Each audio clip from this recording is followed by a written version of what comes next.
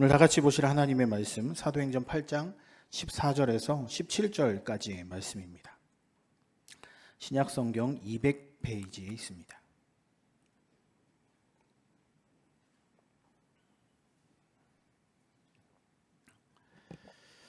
사도행전 8장 14절부터 17절까지의 말씀, 우리 교독하여 하나님의 말씀 봉독하겠습니다. 예루살렘에 있는 사도들이 사마리아도 하나님의 말씀을 받았다함을 듣고 베드로와 요한을 보내매 이는 아직 한 사람에게도 성령 내리신 일이 없고 오직 주 예수의 이름으로 세례만 받을 뿐이더라. 이에 두 사도가 그들에게 안수함에 성령을 받는지라. 아멘. 지난달과 이번 달에 걸쳐서 열왕기 하 말씀을 묵상하면서 주신 깨달음을 우리가 같이 한번 나누어 보려고 합니다. 하나님의 일하심은 물론 많은 성경의 내용 그리고 뿐만 아니라 우리의 삶 속에도 많이 녹아 있습니다. 어느 시간, 장소, 특정한 무슨 어떤 사건, 그것을 꼬집어 하나님이 이때만 일하셨다고 말할 수 없습니다.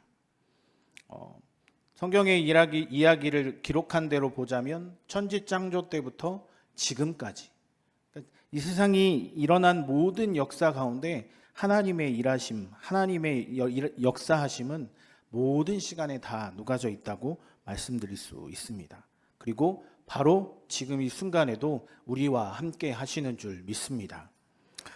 그 헤아릴 수 없는 시간 속에서 여러분, 우리의 인생은 얼마나 작은 점에 불과합니까? 제가 오늘 예배를 드리면서 들은 생각이 하나가 있는데요.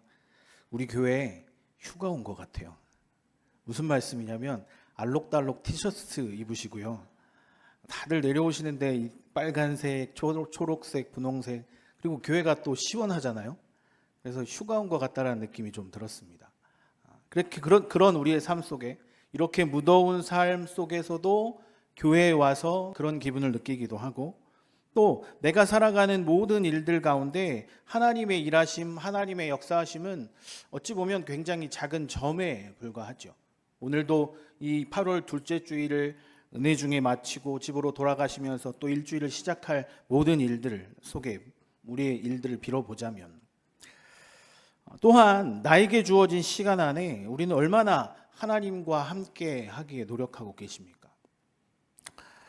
물론 더 많은 일들과 더 노력하여 하나님을 구하는 일들 더 잘하시는 분들 많이 계시겠지만, 특별히 오늘 국내 단기 선교를 다녀온 청년들 이틀간의 시간 속에 1박 2일의 시간, 모든 시간을 하나님의 인도하심을 구하고 하나님의 역사하심을 간절히 소망했던 그 일정들, 어찌 보면 하나님과 가장 가까이 설 수 있는 시간이 아니었을지 모르겠습니다. 똑같이 여러분, 지난주에 제가 없었는데 고등부 일본 단기 선교도 마찬가지였습니다. 그 무더운 일본 땅에 다녀오면서도 6박 7일의 일정 동안 그 일정 모두가 다 하나님의 인도하심을 간절히 구했고 간절히 소망했기 때문에 하나님은 우리에게 가장 좋은 것을 허락해 주셨고, 물론 일정은 굉장히 무더웠지만 모두가 즐거운 시간이었습니다. 뿐만 아니라 지난 6월에 청년부 인도네시아 단기 선교도 마찬가지죠. 정해진 시간과 열정을 들여 그 시간에 그 땅에, 그 나라에 가서 복음을 전하고 하나님께서 역사하신다는 그 사실, 우리 작년에는 7팀의 단기 선교팀이 온 열방으로 흩어져 하나님의 복음을 전하지 않았습니까? 그만큼 열정적으로 내가 이 시간만큼은 하나님께 드리겠다라고 다짐한 그 시간, 왜냐하면 그 시간이 내가 선교하고 복음을 전하는데 집중하겠다라고 하며 다짐했던 시간이기 때문에 그렇습니다. 물론 그렇게 잘 지냈고 그런 사역을 감당했고요. 하나님을 알지 못하는 교회가 세워지지 않은 지역에 가서 복음을 전하고 하나님의 사역을 감당하고 왔지만요, 우리가 잘 생각해 보아야 할 것 한 가지가 있는데, 그것은 바로 그 땅은 이미 하나님을 경험한 땅이었습니다. 우리가 단기 선교를 나가고 국내 선교를 나가 하나님의 복음을 전한다고 이야기하지만 그 땅은 이미 하나님이 찍으셨고 하나님이 임하셨으며 하나님을 경험한 땅이었습니다. 일본도 우리나라보다 400년 먼저 복음을 받아들인 나라입니다. 그런데 그 땅에는 아직까지도 우상을 섬기고 제사를 드리는 나라가 되어버렸습니다. 오늘 말씀드리려고 하는 사마리아가 바로 그렇습니다. 열왕기하 말씀을 묵상하면서 사마리아에 대한 이야기가 굉장히 많이 나옵니다. 그런데 이 사마리아 북이스라엘의 수도입니다. 사람들의 욕심과 정치적인 문제로 인해 이스라엘이 분열할 때 북쪽에 있는 이스라엘 사람들이 사마리아를 수도로 삼습니다. 원래 사마리아는 이방인의 땅이 아닙니다. 위치적으로도 그렇습니다. 나중에 지도를 한번 보실 텐데요. 유다와 갈릴리 사이에 있는 땅, 그 땅이 바로 사마리아인데 이 땅은 이스라엘의 중심에 속한 나라입니다. 요단강을 지나 홍해를 거쳐 요단강을 지나 사해까지 이루어지는 그 이스라엘 중심부를 흐르는 강 왼쪽에 있는 땅인데 그 땅은 이스라엘의 중심부에 있는 땅이에요. 그런데 그 땅이 우리가 알고 있는 사마리아에 대한 고정관념은 어떻습니까? 이방인의 땅이라고 알고 계시지 않습니까? 그런데 그 땅, 이스라엘의 중심부였고 심지어 에브라임 지파의 모든 땅, 므낫세 지파의 절반 서쪽 지역을 감당하고 있는, 무슨 얘기냐면 이 아브라함이 12지파에게 많은 땅을 모세가 12지파에게 많은 땅을 나눠 주었을 때 12지파의 땅들을 모았을 때 가장 중심부에 있는 땅이 사마리아 땅이었어요. 즉 하나님의 땅이었다라는 거죠. 하나님께서 이스라엘에게 12지파를 나눠 주시면서 하나님의 분깃으로 그들에게 땅을 나누어 주시고 그 중심에 있는 땅. 그런데 그만큼 중요했고 12지파의 땅 중에도 한 가운데 있었던 그 땅. 그런데 왜 예수님 당시에는 그렇게 싫어하는 이방인의 사마리아 땅이 되었을까요? 우리 한 가지 여기서 잘 알아야 할 것이 이스라엘의 중심에서 이방인의 땅이 된 사마리아에 대해 조금 알아야 할 필요가 있습니다. 북이스라엘이 멸망하면서 사마리아가 아수르의 점령이 됩니다. 그런데 그 아수르에 점령한 아수르 사람들이 원주민을 이주시키고 그 땅을 살고 있는 이스라엘 백성을 다 흩어버리죠. 그러면서 그 땅은 이스라엘에서 멀어지는 우상을 섬기는 땅이 되어버렸어요. 우상을 섬기는 땅. 잘 기억하시기 바랍니다. 우상을 섬기는 땅이 되어버렸어요. 자연스럽게 유다와 사마리아는 붙어있지만 유다와 사마리아는 종교적으로 정치적으로 분리되는 땅이 되어버렸죠. 사마리아 사람이라고 하면 우상을 섬기는 사람이라고 취급받기 일쑤였고요. 12지파의 중심이었던 그 땅은 하나님과 멀어진 땅이 되어버렸습니다. 지도를 한번 보실까요?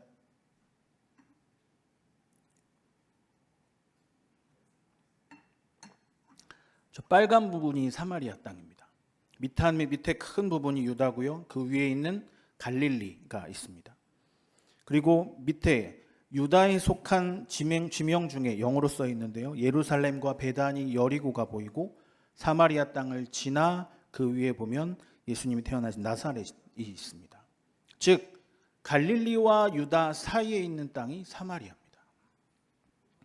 그러면서 예수님은 요한복음 4장 3절과 4절 말씀에 이렇게 이야기하시죠.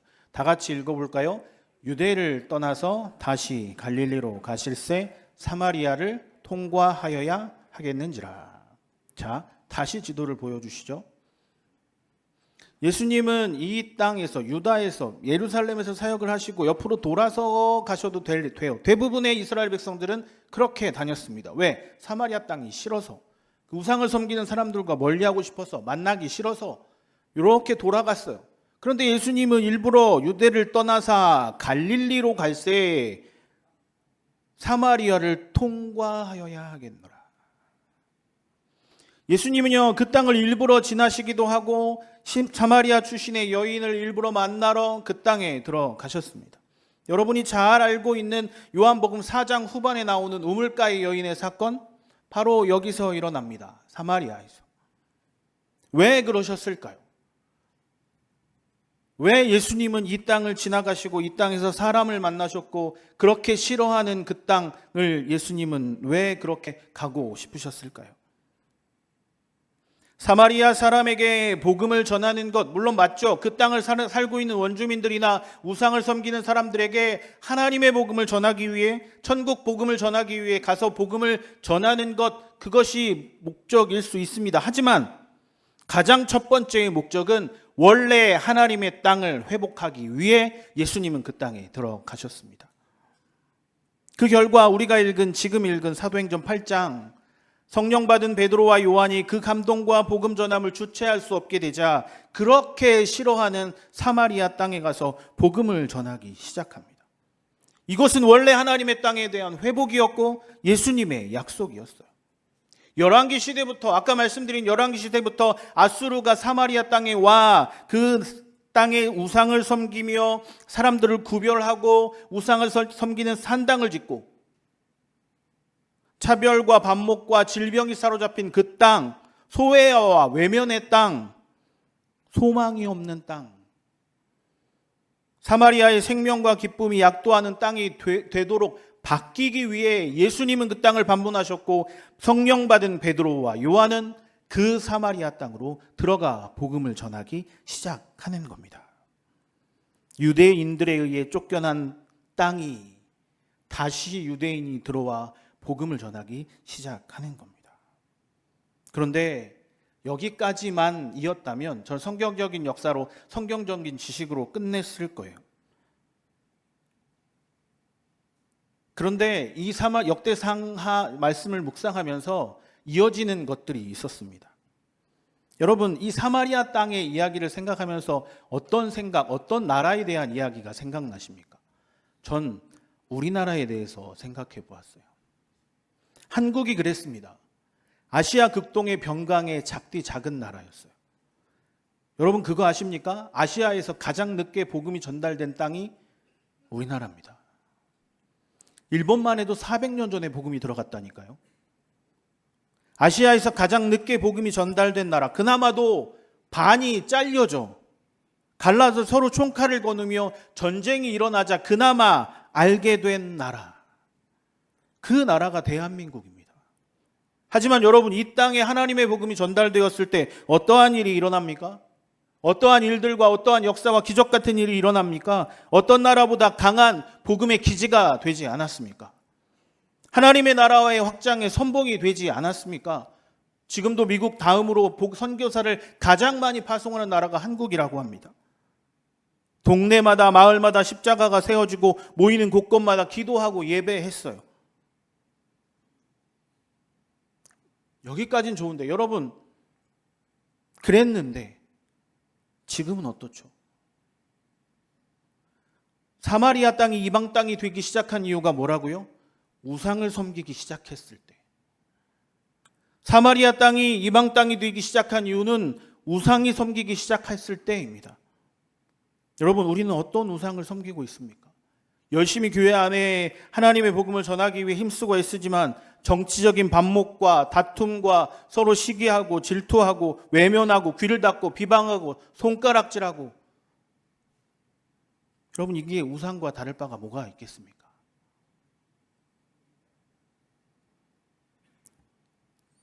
제가 단기 선교를 여러 번 가보았어요. 특별히 일본 땅에 가보니까요, 우리가 신앙의 우월함을 가지고 단기 선교를 가는 게 아닙니다. 내가 그들보다 먼저 예수를 더 알고 있을까요? 아니요, 그렇지 않아요. 이미 예수 그리스도에 대해 알고 있어요. 내가 더 좋은 교회를 다니고 있습니까? 아니에요. 적은 소수이지만 그들은 더 간절히 교회를 위해 기도하고 있었어요. 내가 더 좋은 환경에서 더 많은 것을 가진 우월함이 있습니까? 아닙니다. 그들은 이미 좋은 환경은 아니지만 가난함에도 만족하며 하나님 앞에 감사하며 살고 있어요. 오히려 그 땅에 아주 적은 인원과 아주 열악한 환경에서 예배하는 그들을 통해 우리 가는 팀이 일하시는 하나님을 바라보고 돌아왔어요. 아, 예전에 내가 그랬었지 하고 재도전 받는 것이 바로 선교입니다. 사랑하는 성도 여러분, 하나님이 찾으시는 그 땅, 회복시키는 땅이 바로 우리나라가 되길 우리는 같이 기도해야 할 줄 믿습니다. 우리는 함께 기도해야 합니다. 이 나라가 온전히 하나님의 나라가 될 수 있도록, 버림받은 사마리아 땅이 아니라 이 나라가 온전히 하나님이 쓰시는 귀한 나라가 될 수 있도록. 그런데 우리는 그런 생각이 있습니다. 98 해운대 성령 대집회가 그 시작이 되길 기도하고 있죠. 그리고 부흥의 불씨가 되길 함께 중보하여 기도하고 있습니다. 그렇게 기도한다면 우리에게 간절함이 있어야 되는 것 아니겠습니까? 그러면 말로만이 아니라 지금 작금의 대한민국의 상황을 통탄하여 회개하고 큰 교회만 모여서 많은 사람들이 모여서 하는 것이 아니냐고 생각하는 것이 아니라 우리가 모여 기도하고 그 일들을 준비할 때 그 일들이, 그 집회가 진짜 부흥의 불씨가 될 수 있도록. 혹시 이렇게 생각하시는 분이 계실 수 있습니다. 부산에서 무슨 선한 것이 나올 수 있겠냐고. 큰 교회만 모여서 많은 사람들이 보여주기식 아니냐고 하는 사람들도 있을 거예요. 그런데 사도행전 1장에 보면요, 예수님은 제자들에게 자신에게 하늘로 올라가시면서 이후에 나타날 일들에 대해서 이야기하십니다. 예언하시죠. 이 말씀을 들은 사람들은 예수님이 잡히시게 되자 모두 도망갔던 이 말씀을 들은 사람은 바로 예수님의 제자들이었어요. 그리고 13절, 이들이 모인 장소는 어느 큰 알려진 도시도 아니었고요, 어느 큰 회당도 아니었으며 많은 사람들이 모인 광장도 아니었어요. 단지 그들이 지내고 있던 다락방이었습니다. 모인 사람도 모인 장소도 어느 것 하나 내세울 것 없는 것들. 그런데 그 장소에 어떤 일이 일어납니까? 예수 그리스도께서 하늘로 들림받으시게 되자 약속하셨던 성령님이 그 자리에 임하게 되는 거죠.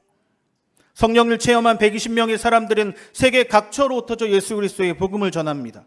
그리고 마가의 다락방은 지금 수많은 크리스찬들이 찾는 성지가 되었어요.